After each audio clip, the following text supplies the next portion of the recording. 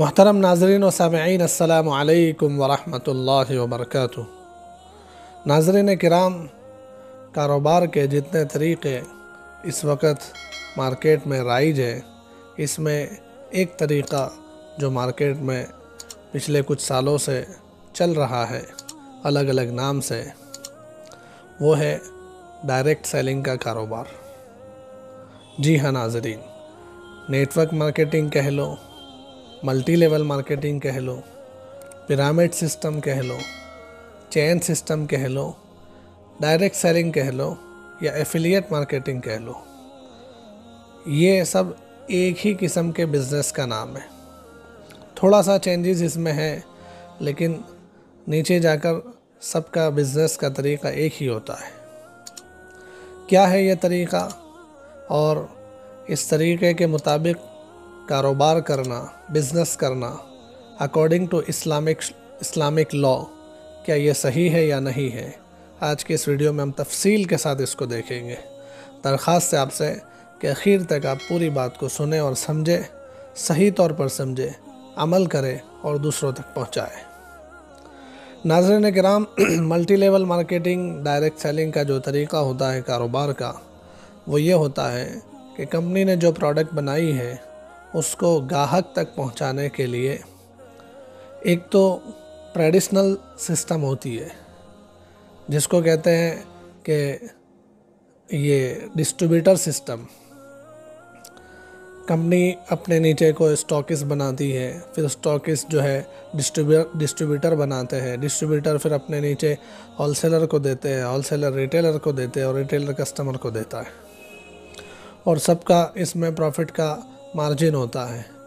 और उस तरह से कंपनी की बनाई हुई एक चीज़ 4-5 वास्तों से कस्टमर के हाथ में पहुंचती है, और कंपनी के बनाई हुई प्रोडक्ट जो कुछ रुपयों की थी, कस्टमर के पास पहुंचते पहुंचते उसमें नफ़े का इजाफ़ा हो जाता है। इसको कहते हैं ट्रेडिशनल सिस्टम, यानी ये आम सिस्टम है कारोबार की, और इसी तरीके से तमाम कंपनियां काम करती हैं। लेकिन नेटवर्क मार्केटिंग या डायरेक्ट सेलिंग कंपनियां वजूद में आई। इन्होंने ऐसा कहा कि हम जो प्रोडक्ट बनाते हैं डायरेक्ट हम कस्टमर को बेचें। बीच के ये सब स्टॉकिस्ट, सुपर स्टॉकिस्ट और डिस्ट्रीब्यूटर और एजेंसी वाला, होलसेलर, रिटेलर, ये सब ख़त्म कर दो, डायरेक्ट ग्राहक को देंगे। और बीच में इन सब लोगों का जो कटिंग होता था, सबका जो अपना नफ़ा होता था, सबके जो परसेंटेज होते हैं, वो सब निकल जाएंगे, और इस तरह से डायरेक्ट ग्राहक के हाथ में चीज़ पहुंचेगी तो सस्ती पहुंचेगी और फ़ायदा ग्राहक को होगा। अब इस तरह से डायरेक्ट जो बेच रहे हैं, तो एक ग्राहक को तो बेच दिया, अब दूसरे ग्राहकों को बेचने के लिए कैसे बेचेंगे वो? तो इसलिए इन्होंने इसके साथ ऐसा सिस्टम अप्लाई किया कि जिस ग्राहक को माल बेचा है कंपनी ने डायरेक्ट, उस ग्राहक को कंपनी ये भी कहती है कि अब तुम अपने जैसा और ग्राहक को लेकर आ जाओ तो हम तुमको कमीशन देंगे। फिर उसको कहते हैं कि तू भी और ग्राहक बना, हम बीच वाले को भी कमीशन देंगे और पहले वाले को भी देंगे। फिर उसको कहते हैं कि तुम और ग्राहक बनाओ, जितने नीचे ग्राहक बनाते जाओगे, हम ऊपर के जिन वास्तों के ज़रिए से ग्राहक बने हैं, इन तमाम को कमीशन देते चले जाएंगे। तो इस तरीके का कारोबार होता है डायरेक्ट सेलिंग का, MLM का और पिरामिड स्कीम का। यही पैटर्न यही होता है कि प्रोडक्ट को बेचने के लिए डायरेक्ट ग्राहक को बेचना, और फिर नए ग्राहक लाने के लिए नीचे जितने वास्ते बनते हैं, इन तमाम वास्तों को, जितने नीचे मेंबर बनते हैं, इन तमाम मेंबरों को कमीशन देना। कुछ कंपनियों में ऐसा होता है कि इतने मेंबर आप बना लोगे, मेंबर का एक पैनल बन जाएगा, उसके बाद आपका कमीशन शुरू होगा। कुछ में थोड़ा सा इतना फ़र्क होता है कि एक लेवल तक ही आपको कमीशन मिलेगा, यानी जिस कस्टमर ने प्रोडक्ट ख़रीदी है कंपनी की, उसमें 5 लेवल तक, 8 लेवल तक, 6 लेवल तक, 3 लेवल तक के लोगों को कमीशन मिलेगा, उसके ऊपर के लोगों को नहीं मिलेगा। इस तरीके की थोड़े बहुत अंदर की सिस्टम में थोड़ा सा चेंजेस होता है, वरना उमूमन नेटवर्क मार्केटिंग का सेटअप यही है जो मैंने आपके सामने रखा। बहुत सारी कंपनियां इस तरह के कारोबार करती है। शुरू में इंडिया के अंदर बहुत पहले इस किस्म की जो कंपनी आई, एमवे नाम की कंपनी आई थी, और उस वक़्त बहुत चर्चा भी हुआ था और उस कंपनी के कुछ फ्रॉड और स्कैम भी सामने आए थे। उसके बाद भी बहुत सारी कंपनियां आज भी चल रही है। ये वीडियो जो हम बना रहे हैं, ये वीडियो किसी एक कंपनी के लिए नहीं है, किसी एक कंपनी के प्रोडक्ट के बारे में भी नहीं है, किसी एक कंपनी के बिज़नेस स्ट्रेटेजी के बारे में भी नहीं है। हम ओवरऑल जनरल डायरेक्ट सेलिंग का जो कारोबार है, जनरल मल्टी लेवल मार्केटिंग की पैटर्न पे जो कारोबार होता है, नेटवर्क मार्केटिंग की पैटर्न पे जो कारोबार होता है, इसकी बात करते हैं। पहले हम देखेंगे इसको कि अकॉर्डिंग टू इस्लामिक लॉ ये चीज़ जायज़ है कि नहीं है। उसके बाद नहीं जायज़ है तो क्यों जायज़ नहीं है, इसके क्या रीज़न्स है, क्या दलीलें है, क्या वजह है कि यह जायज़ नहीं है। और तीसरे नंबर पर आखिर में हम देखेंगे कि इसके सही ना होने की लॉजिकली रीज़न्स क्या है और अकॉर्डिंग टू इकोनॉमी ये चीज़ कैसी है, इसको भी हम देखेंगे। तो नाज़रीन किराम, इस्लामिक लॉ के एतबार से हम देखने जाते हैं तो ये कारोबार उमूमन नाजायज़ है, सही नहीं है। इस तरीके का कारोबार करके प्रॉफिट कमाना आदमी के लिए जायज़ नहीं होगा। मेहनत करके भी उसके पास जो पैसे आ रहे हैं वो सही नहीं होंगे। इसलिए पहले से ही दरख्वास्त है मेरी उन तमाम भाइयों से, उन तमाम दोस्तों से कि जो इस कारोबार में जुड़े हुए हैं, अपने कारोबार को बदलने की कोशिश करें, अपने कारोबार को चेंज करें। बंदा मेहनत भी करे और उसके बाद भी उसकी कमाई हलाल ना हो तो फिर क्या फ़ायदा ऐसी मेहनत का। देखिए, हमें इस्लाम ने कमाने से मना नहीं किया, गलत कमाने से मना किया है।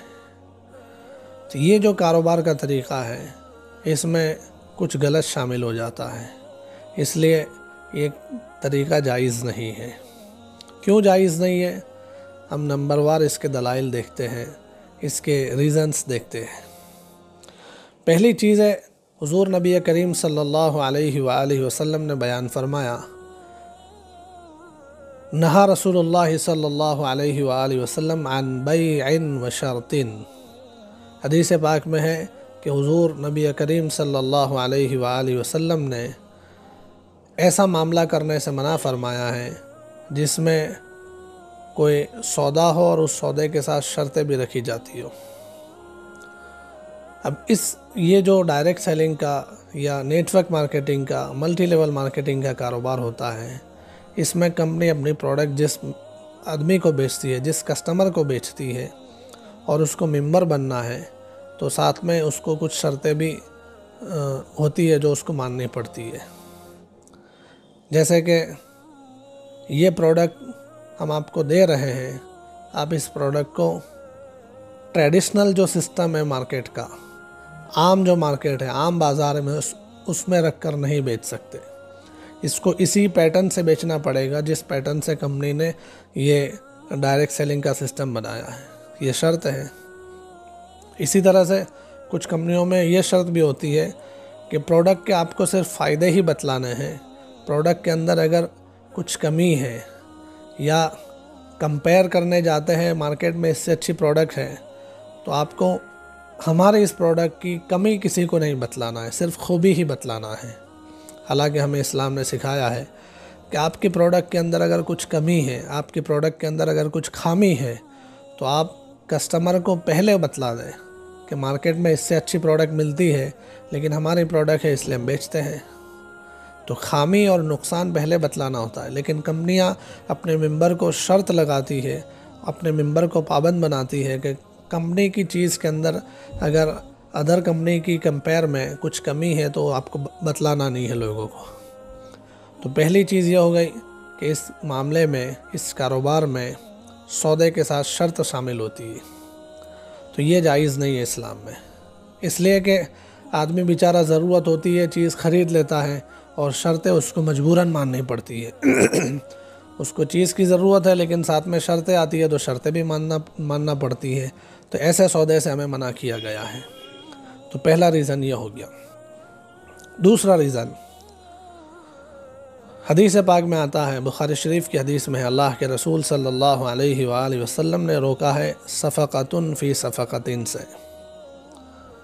कि नहा रसूलुल्लाह सल्लल्लाहु अलैहि वसल्लम अन सफ़क़तैनि फ़ी सफ़क़तिन वाहिदा, या नहा रसूलुल्लाह सल्लल्लाहु अलैहि वसल्लम अन बैअतैनि फ़ी बैअतिन वाहिदा। इस किस्म के अल्फाज हदीस के हैं। मतलब इसका यह है कि एक सौदे में दो सौदे शामिल नहीं होने चाहिए, एक डील में दो तरह के मामले नहीं होने चाहिए।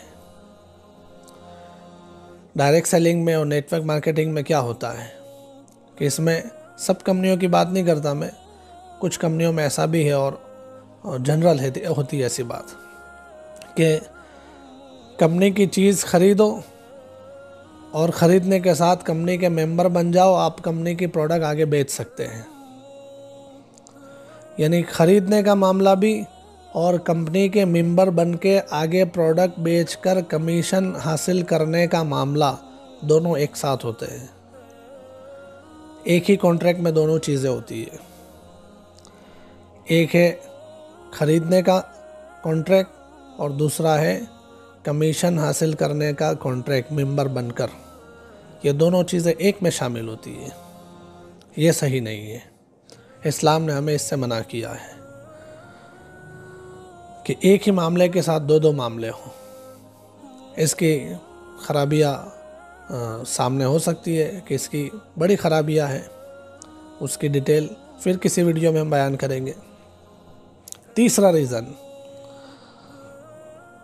कि हमें इस्लाम में गबन फ़ाहिश से मना किया गया है। हदीसों में है कि गबन फ़ाहिश से मना किया। गबन फ़ाहिश का मतलब होता है कि बहुत ज़्यादा प्रॉफिट लेना। एक प्रोडक्ट ऐसी है कि उसका मार्केट में उस जैसे प्रोडक्ट का प्रॉफिट का जो रेशियो चलता है तो उससे बहुत ज़्यादा प्रॉफिट लेना। जैसे एक पेन है, पेन में मार्केट रेशियो ऐसा चलता है प्रॉफिट का कि 10% से लेकर 20-25% तक पेन पे प्रॉफिट होता है।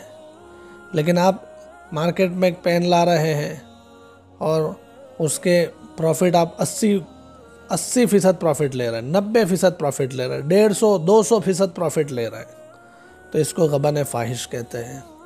इसमें आम लोगों का नुकसान है, इसलिए हमें इस्लाम ने इससे रोका है। डायरेक्ट सेलिंग और नेटवर्क मार्केटिंग की कंपनियों में क्या होता है कि कंपनी जो प्रोडक्ट बनाती है उसकी कीमत बहुत ज़्यादा होती है। सारी चीज़ों की बात नहीं करता मैं, कभी कभी कुछ ऐसा भी होता है कि जैसे एक मशीन है, कंपनी ने एक मशीन बनाई, फॉर एग्ज़ाम्पल पानी की मशीन आप ले लो, कि कंपनी ने पानी साफ़ करने की, पानी फ़िल्टर करने की एक मशीन बनाई है। उस जैसी मशीन मार्केट के अंदर जिस रेट में मिलती है, ये इससे बहुत ज़्यादा रेट लगाते हैं। वो इसलिए ज़्यादा रेट लगाते होते हैं कि इनको नीचे सब मेंबर्स को कमीशन देना होता है, इसलिए वो पहले से रेट बढ़ा देते हैं। अब जो कस्टमर बेचारा ख़रीद रहा है उसको वो चीज़ बहुत महंगी ख़रीदनी पड़ रही है, और वो इसलिए महंगी ख़रीदता है कि उसका रेट इतना बढ़ा दिया है, और दूसरा उसको इस बात की भी लालच दी जाती है कि तुम मशीन ख़रीद लो 2 लाख की, 3 लाख की, 4 लाख की, साथ में तुम्हें मेंबर भी बन जाओगे, तुम आगे किसी और को लेकर आओगे कस्टमर के तौर पर, तो हम तुम्हें इतने हज़ार रुपये कमीशन देंगे। फिर और नीचे आपके नीचे और नीचे नया कस्टमर बनेगा तो हम उसमें भी आपको कमीशन देंगे। तो इस लालच के साथ महंगी चीज़ मार्केट में आम तौर से इस जैसी चीज़ का जो रेट होता है उससे बहुत महंगी चीज़ आदमी ख़रीद लेता है, तो इसको गबन फ़ाहिश कहते हैं। यानी अगर इसमें कमीशन वाला मामला ना होता, मेंबरशिप इसमें साथ में शामिल ना होती, और उस कस्टमर को इस बात का लालच ना होता कि अब मुझे इसमें से कमीशन पाने का भी मौका मिल जाएगा, अब मैं मेंबर बन गया हूँ, नीचे कस्टमर बनाकर कमीशन मिलेगा, इस बात की लालच शामिल ना होती तो ये आम मार्केट के भाव के अतबार से इतने में न ख़रीदता। इसको कहते हैं गबन फ़ाहिश। इसमें आम लोगों का नुकसान होता है। चंद लोगों के फ़ायदे के लिए एक चीज़ बहुत महंगी हो जाती है जिससे आम लोगों का नुकसान है, इसलिए इस्लाम ने उससे रोका है। पांचवी चीज़ इसमें यह है कि इसमें मकसद के ख़िलाफ़ काम होता है। हमें इस्लाम ने कायदा बतलाया है कि कारोबार के अंदर अल-इबरतु फ़िल उक़ूदी लिल माआनी वल मक़ासिद ला लिल अल्फ़ाज़। ये कायदा है, इस्लामिक लॉ है ये, कि मामलात में और बिज़नेस डील में और ट्रांजैक्शन में एतबार होगा मकसद का और माने का, अल्फाज का एतबार नहीं होगा। यानी इसमें कहा ऐसा जा रहा होता है कि हमारी कंपनी जो है प्रोडक्ट बेचने के लिए है, हालांकि प्रोडक्ट बेचने के लिए नहीं होती, वो मेंबर बनाकर कमीशन हासिल करने के लिए कंपनी होती है। इसकी बहुत सारी दलीलें हैं कि आम तौर से जो है वही प्रोडक्ट आदमी को ज़रूरत नहीं है, लेकिन आदमी इसीलिए ख़रीदता है कि भाई मुझे तो प्रोडक्ट की ज़रूरत नहीं है, मैं किसी को दे दूंगा, लेकिन कमीशन हासिल करने का मौका मिलता है। मैं मेंबर बन जाऊंगा तो मैं दूसरे कस्टमर बनाऊंगा और मुझे बैठे बैठे कमीशन मिलेगा। इस तरह से चीज़ उसकी बहुत महंगी पड़ रही है, लेकिन ख़रीद इसलिए रहा है कि कमीशन मिलेगा मुझे। तो यानी हो रहा है ख़रीद व फ़रोख्त का मामला, चीज़ बेचने का मामला हो रहा है, लेकिन मकसद उसमें ख़रीदना बेचना नहीं है, मकसद उसमें कमीशन हासिल करने का जो कॉन्ट्रैक्ट है वो हासिल करना है, मेंबर बनने का, मेंबरशिप का कॉन्ट्रैक्ट हासिल करना है। तो हो रहा है मामला कमीशन का, लेकिन कहा जा रहा है कि ये प्रोडक्ट बेचने का है। तो ये चीज़ सही नहीं है। मामले में एतबार होगा मकसद का, किस मकसद से आप कर रहे हो, अल्फाज का एतबार नहीं होता है। फिर एक चीज़ है नफ़ा हासिल करने के लिए शरीयत ने क्या कानून बनाया है। इस्लामिक लॉ ये है कि नफ़ा हासिल करने के लिए आपकी या मेहनत लगी हो या आपका जो है सरमाया लगा हो, कैपिटल और वर्क, दो चीज़ें लगी हो या दोनों में से एक लगी हो। आपका कैपिटल भी लगा है, आपका वर्किंग भी लगा है। तो ये जैसे आम तौर पर बिज़नेस होता है, इसमें यही होता है कि आदमी अपना माल भी लगाता है, मेहनत भी खुद करता है। आपका सिर्फ कैपिटल लगा है, मेहनत आपकी नहीं है, इसको स्लीपिंग पार्टनरशिप कहते हैं कि मैंने पैसे लगा दिए, किसी बंदे को लगा दिया, वो काम करता है, काम करने वाले को अपना नफ़ा मिलेगा या पगार मिलेगी और मुझे जो है अपना माल लगाने की वजह से प्रॉफिट मिलेगा। कभी ऐसा होता है कि आदमी का अपना कैपिटल नहीं लगा, पैसा नहीं लगा, सिर्फ मेहनत लगी है, पैसा किसी और का है, ये वर्किंग पार्टनर है, तो उसको वर्किंग पार्टनर के एतबार से नफ़ा मिलता है। लेकिन ऐसी कोई शक्ल इस्लाम में नहीं है और जायज़ भी नहीं है कि ना आदमी का पैसा लगा हो और ना आदमी की मेहनत लगी हो, बग़ैर कुछ किए, ना पैसा लगाया ना मेहनत लगाई, उसको बैठे बिठाए नफ़ा मिल जाए, ऐसी कोई शक्ल नहीं है और ऐसा जायज़ हो भी नहीं सकता। इसलिए कि बैठे बिठाए बग़ैर कुछ किए खाने से तो आदमी के अंदर सुस्ती पैदा होती है और आदमी के अंदर काम न करने और बैठे रहने के जज्बे पैदा होते हैं, जिसके बड़े नुकसान आते हैं। इसलिए इस्लाम ने जुए से मना किया है। जुआ क्यों मना किया है कि जुए में यही होता है कि आदमी बग़ैर कुछ किए हुए बैठे बैठे बड़ी रकम का मालिक बन जाता है और कभी बग़ैर कुछ किए हुए बैठे बैठे जो है बर्बाद हो जाता है, तबाह हो जाता है। तो यहाँ पर मार्केट, ये जो नेटवर्क मार्केटिंग है, मल्टी लेवल मार्केटिंग है, डायरेक्ट सेलिंग कंपनियाँ हैं, इसमें भी ऐसा होता है। इसमें यह होता है कि जैसे फॉर एग्ज़ाम्पल मैं आपको बतलाऊं कि एक कंपनी की प्रोडक्ट है, एक कंपनी का कोई मशीन है, मशीन की कंपनी ने कीमत बतलाई 2 लाख रुपये। अब मैंने 2 लाख रुपये की मशीन कंपनी से ख़रीदी, तो मेरा जो 2 लाख रुपया लगा है उसके बदले में मुझे कंपनी ने मशीन दे दिया।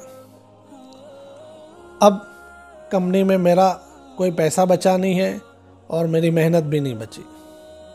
मैंने कोई एक कस्टमर को बनाया अपने नीचे, किसी और को मैंने मशीन ख़रीदवा दी, तो उसकी वजह से मुझे कमीशन मिला कि भाई 10,000 रुपये, 12,000 रुपये, 13,000 रुपये कमीशन तुम्हारा। तो वो तो मुझे मिला इसलिए कि मैंने मेहनत की है इस पर, इस एक बंदे को मैंने बनाया अपने नीचे, उसका कमीशन मुझे मिला, ये मेरी मेहनत की वजह से मिला है।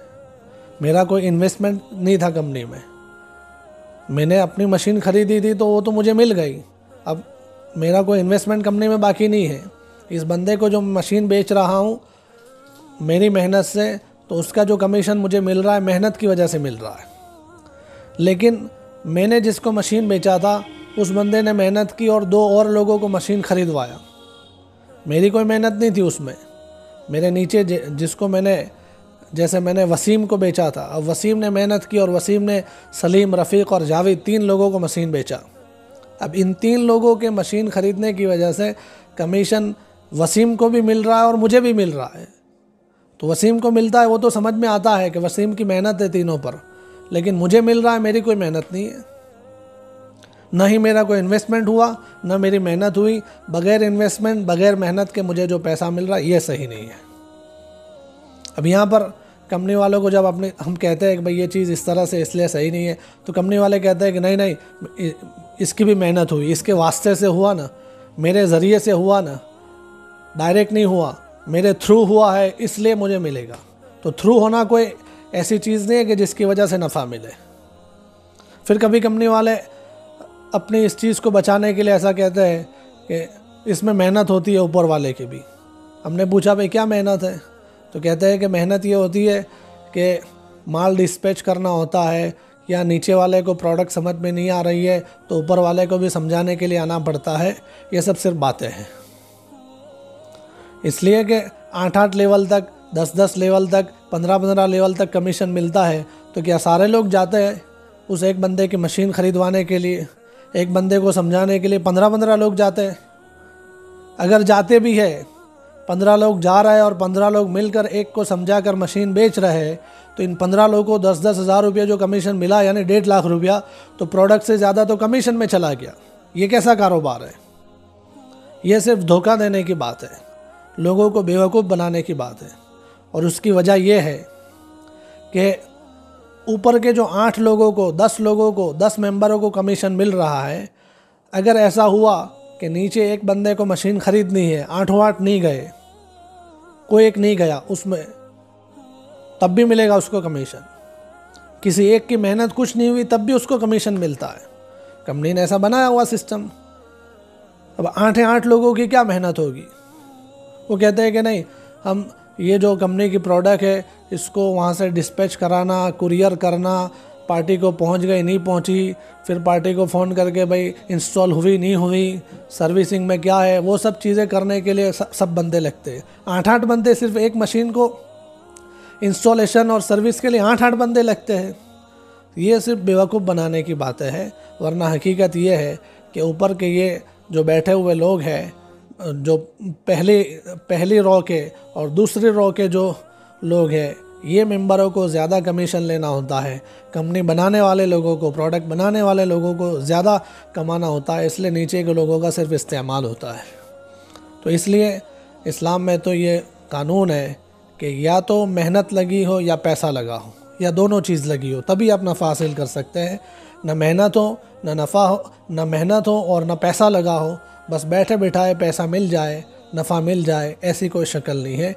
इसलिए जायज़ नहीं है कि ये चीज़ आगे जाके ब्रेक हो जाती है। फिर एक और रीज़न ये भी है कि जैसे इसमें होता है कि नीचे मेंबर बनाते चले जाओ।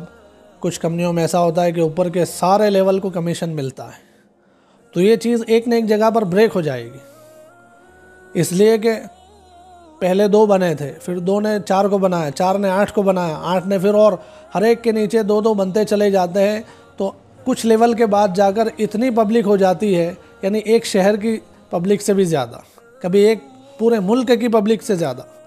और कुछ लेवल के बाद, मैं यहाँ आपको देखने के लिए, आप स्क्रीन पर देखें, एक नक्शा भी रख रहा हूँ कि कुछ लेवल के बाद जाकर तो ये नीचे मेंबरों का जो नक्शा है इतना पहुँच जाता है कि दुनिया की आबादी से भी बढ़ जाता है। और ये कैसे पॉसिबल हो सकता है? तो इसलिए ये सिस्टम सही नहीं है, कारोबार का ये तरीक़ा सही नहीं है। कारोबार करना है तो सही तरीके से करें। तो ये कुछ रीज़न्स हैं इस्लामिक लॉ के एतबार से कि इसकी वजह से कारोबार का ये तरीक़ा जायज़ नहीं है।